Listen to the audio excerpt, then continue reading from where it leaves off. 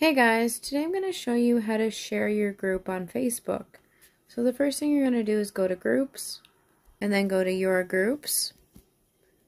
Select the group that you want to share. I'm going to go with Angel Card Readings by Cayla Wood.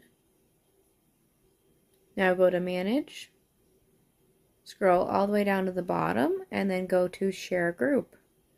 And then copy link, or send in Messenger, or share to Facebook. I like to just copy the link. And I'm actually going to share it on a post that I seen. I'm going to switch over to a different account for a minute.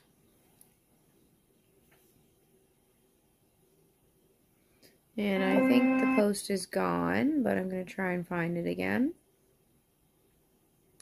But it was one where you can share your group.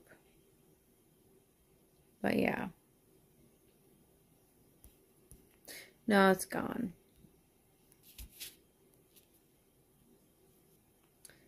Alright, so that is how you share your group on Facebook. I hope you guys enjoyed this video, and I'll see you in my next one.